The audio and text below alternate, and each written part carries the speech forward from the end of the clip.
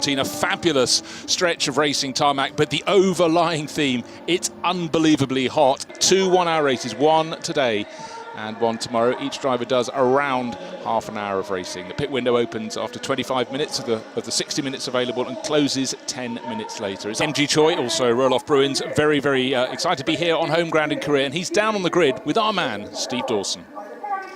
Yes, Bruce, sitting comfortably with our pole sitters. The ideal scenario, isn't it? Driving in your home country and in pole position. Yeah, it's a fantastic moment. I mean, we couldn't have picked a better moment to score Indigo Racing's first pole position into Blancpain World Challenge Asia. You had a bit of trouble with track limits in qualifying. You and your teammate went off 3 times. Have you got that sorted out? Well, when you want to be quick, you need to go on the limit. Sometimes you go a bit over, but that happens. We still got a first row and a second row for both races, so I'm very happy still with it. Very best of luck today. Thank you. Thanks, Steve. And I'm sure, being the perfectionist, Roelof will point out that it was his teammate, Manuel Metzger, who was running wide, not Roelof, who kept it between the white lines. Safety car is pulled off to the side. It's a long hold, but it's a very short start-finish straight. Will it be Roelof Bruins in the Mercedes on the right-hand side of your screen, leading into the first corner, or will it be Sathian Thirical? Looks so Sathian Thirical, who was really feisty on the grid, about maybe taking a move into the opening corner. He's got his nose in front, but he's on the outside line, so quite rightfully he has to yield position. Near contact behind with YN Chen, got a little bit sideways in the triple line Audi. So everyone's got around turn 1, but really the passing is going to come up here into turn 3. It's a rising straight, it's wide, it's very, very long indeed. The Hub Auto Corsa Ferrari getting quite serious as well. Started from 5th on the grid, looks like it's up into 4th. Amg Choi's got it all covered on the inside. That's where you want to be, into a hairpin. That Ferrari's looking very, very busy indeed, but YN Chen holding on to 3rd place in behind. We've got Anthony Liu, the leading Pro-Am runner. He's been pushed back from 4th to 5th, but all very tidy indeed. Well done, everyone involved. But now what's happened, suddenly Sathian Thirical made the move after the exit of turn 3, giving a little bit of a push from Amg Choi. Sakamoto's making his way forward in the Ferrari. The Indigo Racing Mercedes had to come off the power a little bit there, got on the grass and first, became 2nd and has now become 3rd. That's not what the local hero wants. He's being pushed very wide indeed by YN Chen. Steve Dawson's made it back here from the grid. I could possibly give him a few seconds to cool down, but I shan't. Fabulous start. It's a sweaty affair down there. These athletes are going to struggle in these cars for the time that they're on the track, because it's very hot and even more humid than during qualifying. Well, that really is something. It was horrendous, but Yuya Sakamoto, 5th on the grid. He's still 5th on our time charts. We're only just getting up to the first timing interval, and he's already up into 2nd place, really pushing Tanart Sathian Thirical. Tanart has a 6-point championship lead, but with 25 points for win and 18 for 2nd, all it needs is for those positions to be exchanged, with Amg Choi in that 3rd place Mercedes going in front, and it could be as close to all square as possible before we get to Sunday's race. But let's not get ahead of ourselves. We have 50-something minutes in this race remaining. Anthony Liu fell down to, what was it? We saw him down among the GT4 runners. He's worked his way. He started 4th, down to about 22nd position. He's up to 12th. Just banged in the fastest first sector of anyone. He was lapping faster than everybody but the top 4 or 5 cars last time around, and he's got traffic, so he's a busy driver down there. Yeah, really well though, isn't he, I must say. Bruins has registered the quickest time in sector 2, so it'll be interesting to see what he does as he comes through the final sector. Currently in 3rd then, 4 tenths behind Sakamoto in 2nd. And just had a look at the GT4 battle. Suddenly Sunaka Jakutsu has got an advantage. Frank Yu seems to have fallen back into the grasp of Brian Lee and Keo Chang. Oh man, we've got a problem for 88. Well, you can see there's been front body contact, and that was a man that you've cursed. You spoke to him on the grid, Jeffrey Lee. This is the car that's starting from pole for tomorrow, but unfortunately there has been contact. Last time around he was very close to... Well, he wasn't. He's dropped an awful lot of time. I don't know who he might have hit. He was, the next car up the road was about a dozen seconds clear, unless he's contacted the back of the Ferrari of David Chipto Bientoro. But for Jeffrey Lee in the Craft Bamboo Racing 88 Mercedes, it's a limp around the pits. Yeah, he'd be lucky if he can get to the pits without puncturing his front left. He may have punctured it already, actually. Well, he may well have done it. He may have left enough debris to give a puncture to someone else. And the person on the move now is Roelof Bruins. We've seen him. He was sort of close to the tail of the Ferrari of Yuya Sakamoto, but he just started really taking a serious look towards the end of the lap. Didn't quite make it stick, but that intent was clear for all to see. Almost got alongside. First 4 still sitting comfortably clear of Wear on Tan, and Wear on Tan fastest lap again last time around. There's that battle, 8th, 9th and 10th. Nielsen, Biron Bakhti and Au, and in behind Alex Au is Anthony Liu, just catching all of them very quickly. The flash of his Porsche at the bottom of the image. Yeah, it's a good battle this for 8th with Christina in front. It's going to be broken up with Anthony Liu coming through. He's way quicker than they are. He'll have to move his way through. So hoping to get a word with Christina earlier on the grid. We'll see if we can perhaps do that tomorrow. Another race for you on the Sunday. 2 races this weekend before we head into our final weekend. Battles all the way down the field. 13, Jingsu Sun has moved ahead of 88, Jeffrey Lee. Both had their problems. Jingsu Sun, the judge got the start wrong. He served a drive-through penalty, and of course the big problem for the 88 Mercedes, a car that has been a race winner this year, was that front body contact for Jeffrey Lee. Staying between the... oh no, he's going to be off the circuit there. That was just simply a mistake rather than trying to gain an advantage. Hit the curb on the inside, spat the car to the outside. So proving to be a little bit of a messy race, and he's already had the drive-through penalty, which is why he's second in the AM class, with Andrew McPherson leading the way in the AMAC Motorsport Lamborghini. It's all Lamborghini battle in the GT3 AM class, and this Thai racer's just getting a little bit wrong today, just being a little bit caught out. Jingsu Sun has come in to make his second pit visit, but he's been in already. That's for a drive-through penalty, so he's just trying to hand over at the earliest opportunity to Frankie Chen Kong Fu and see where they can go from there. And then round goes Christina Nielsen. It was getting close. 2 positions, 3 position lost by the Dane. And the Piti Biron Bakhti in behind has also lost 2 positions. So up goes Anthony Liu, started the lap 11th, he's up to 8th. It's been a good return for him, and that was an assist, if you will.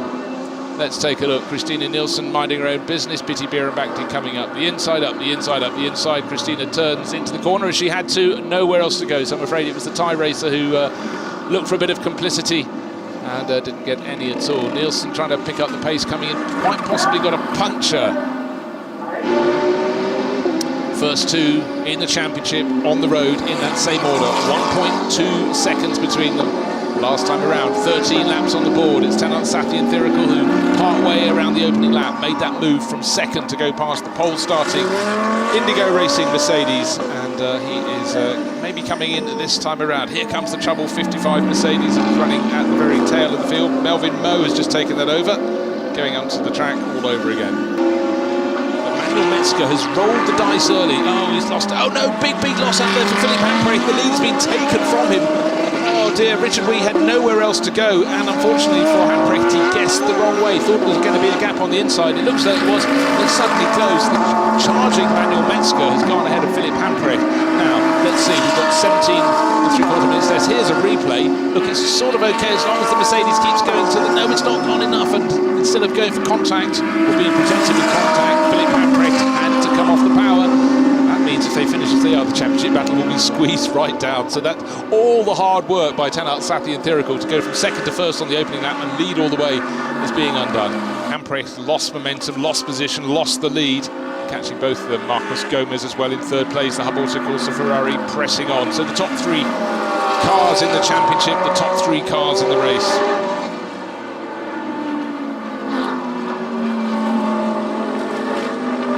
Shane van Gisbergen up to 9th place overall. Of course, Frederick Schandorf had to come in and serve that drive-through penalties for speeding in the pit lane, or his car speeding in the pit lane. That means van Gisbergen is, well, let's see where he can go. 918 Porsche is the next car up the track in 8th place overall. Running really all on its own, leading the GT3 AM class. Looking very good for Ben Porter, who had such a strong run at Fuji Speedway. Then mixed in with the top guns at the front end of the field. Certainly did not look out of place. How well is he lapping at the moment? 2 minutes 13. It's the fastest car. 2 minutes. We've had some cars in the 2 minutes 8s. In fact, the last. Just looking for Portis. Yeah, very close. That car's best pace now.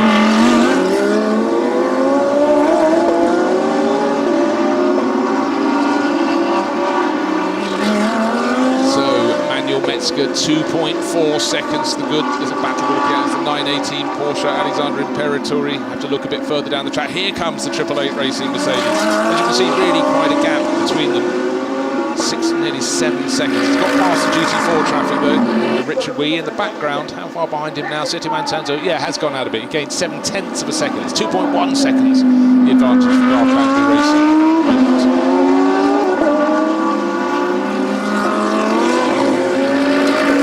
So, doing the maths, 25 points for race victory, 18 points for second place, therefore a gap of 7 points. What was the gap between first and second in the championship? 6 points. So if Manuel Metzger can go on to win this race, they will take a championship lead, or Joy will take a championship lead of 1 point over the pairing of Philipp Hamprecht and Tanart Satin-Thirikul. Of course, Manuel Metzger's only done a handful of races, has been successful, but he hasn't been here all year, so he's not at the sharp end of the championship.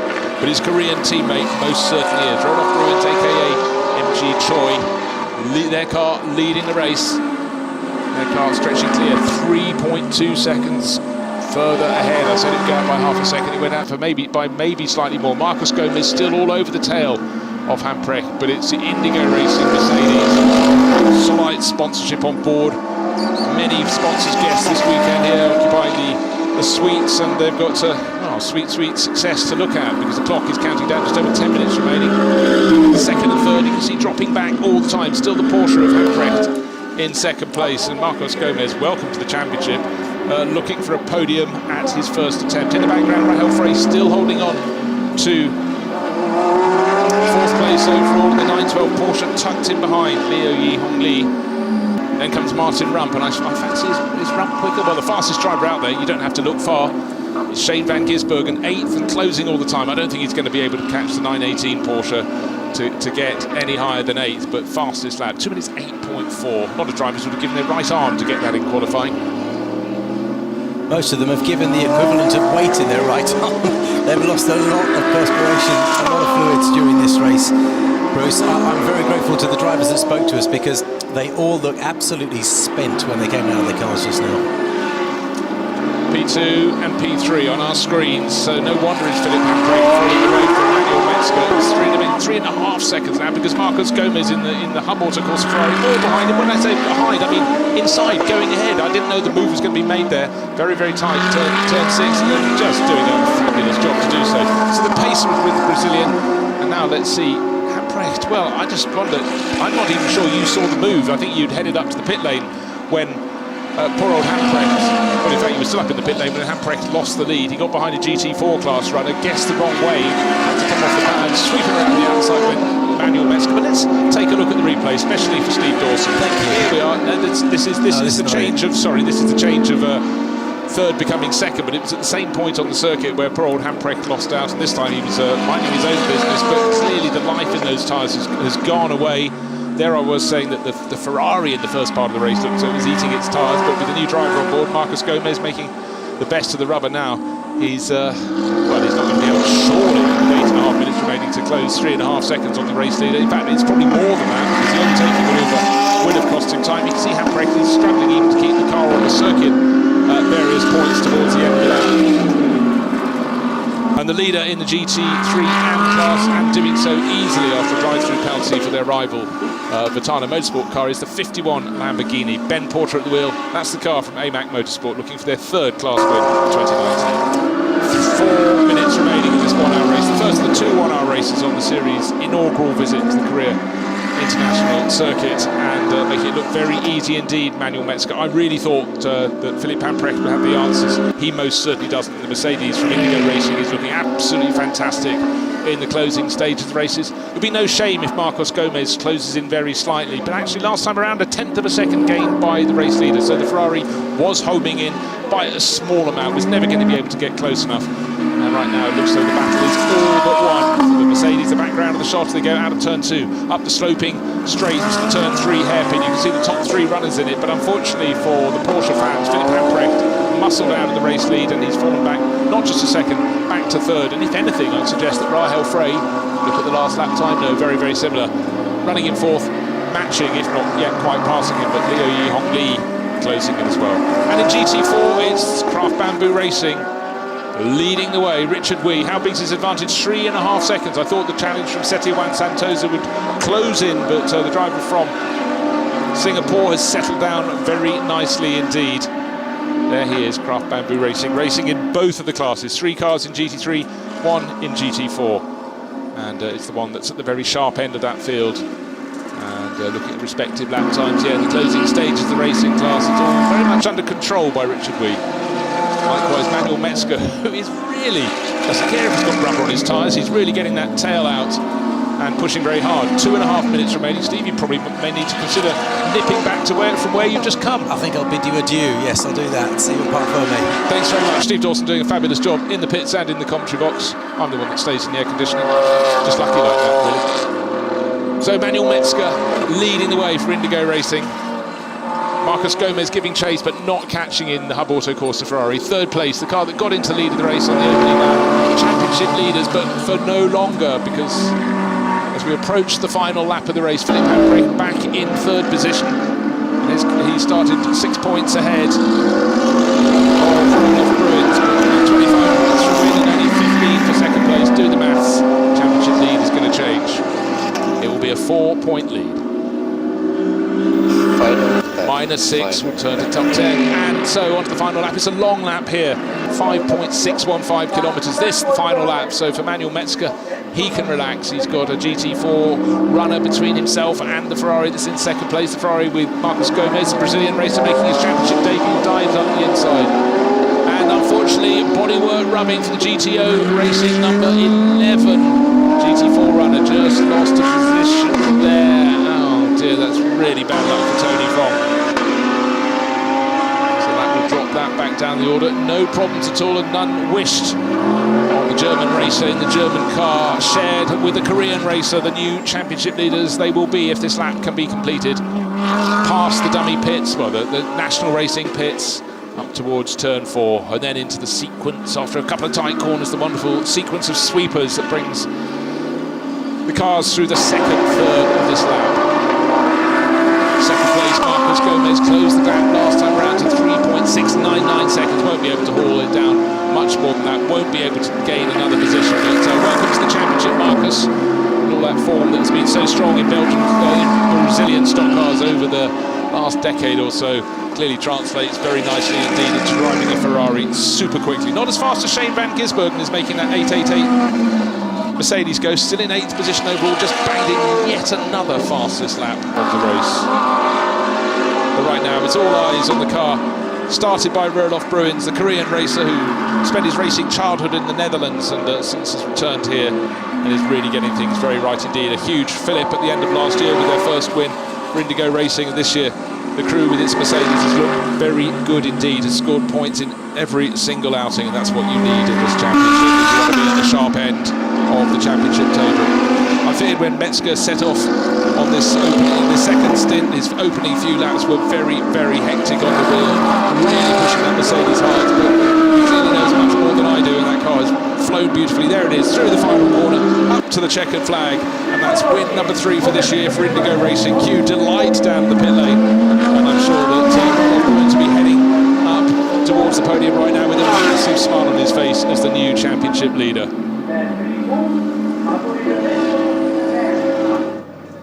For this man, Manuel Metzger, was immediately leading the chase. He looked as though it was job done after the pit stops, but not only did he catch Philip Handbrake's Porsche when it had quite a nice little lead, but you can hear the cheers.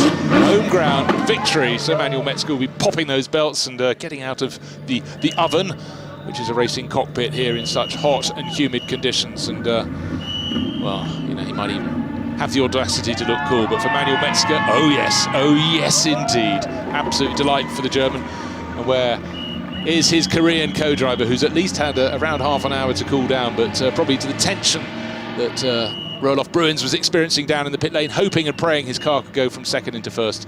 It did just that. Of course, we have to talk to Roloff first while Manuel just entered the car. You said it was a dream, and the dream came true in front of your home fans. What a great start to the weekend. Yeah, in short, he did it. He did it. What a drive. I mean, amazing. To win here, like, couldn't be better. Yeah, it was tough. I wanted to catch up what I lost in the pit stop. I went out a bit too late. That was my mistake, so I wanted to make it up. And then Philip had a bit of bad luck in traffic. I saw coming what was happening, so I guessed for that direction, and it was the right direction. Then I could pass, and I know sector 2, sector 3, we are quicker. I have to pull a gap for sector 1 because they are quicker there, and I had the gap, and then I could pull off. And yeah, just amazing to win here. Well, you don't have to lift in Theoretical, who did such a good job to take the lead and stay there, but Philippe Hamprecht caught out in traffic, nothing he could do thereafter. But right now it's the joy unbounded for particularly Roelof Bruins, the Korean racer at home, but for Manuel Metzger, who's